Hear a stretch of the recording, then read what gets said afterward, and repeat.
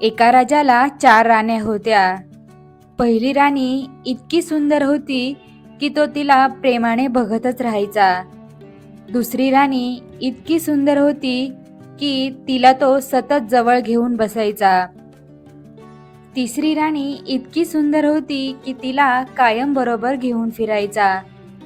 पण चौथ्या राणीकडे तो कधीच लक्ष द्यायचा नाही. राजा म्हातारा झाला. तो मरणासन्न अवस्थेत असताना त्याने पहिल्या राणीला बोलावले आणि म्हणाला, मी तुला एवढे प्रेम दिले, तू माझ्याबरोबर येशील का? राणी म्हणाली, नाही, मी तुम्हाला इथेच सोडून देणार आहे. राजाला दुःख झाले. मग त्याने दुसऱ्या राणीला तोच प्रश्न विचारला. राणी म्हणाली, मी तुमच्याबरोबर स्मशानापर्यंत येईल, त्यापुढे नाही. राजाला अपार दुःख झालं. त्याने आशेने तिसऱ्या राणीला विचारले, तू तरी माझ्याबरोबर येशील का नाही?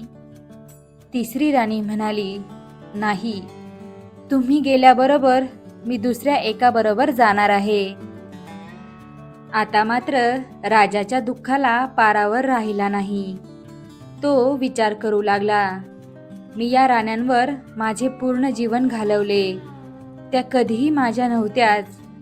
माझे जीवन व्यर्थ घालवले, फुकट वेळ, पैसा, आयुष्य खर्च केले. तेवढ्यात राजाची चौथी राणी तेथे आली, जिच्याकडे राजाने कधीच लक्ष दिले नव्हते.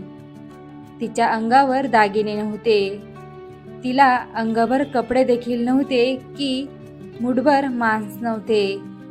ती म्हणाली, तुम्ही जाल तिकडे मी येईल, स्वर्गात असो की नरकात. कोणत्याही प्रकारचा जन्म असला तरी मी तुम्हाला कधीच अंतर देणार नाही, हे माझे तुम्हास वचन आहे. राजा थक्क होऊन समोर पाहत राहिला. विचार करू लागला की जिला मी प्रेम सोडा साधा प्रेमाचा शब्द कधी दिला नाही, पूर्ण आयुष्यात जिची कधी क्षणभर देखील काळजी केली नाही, ती आज माझ्यासाठी सर्वस्व अर्पण करत आहे. राजाच्या डोळ्यातून आनंदाश्रू वाहू लागले. त्याने मोठ्या समाधानाने आपला प्राण त्याग केला. कोण होता तो राजा? कोण होत्या त्या 3 राण्या? कोण होती ती चौथी राणी? इतके प्रेम देऊनही तिन्ही राण्यांनी राजाचा त्याग का केला?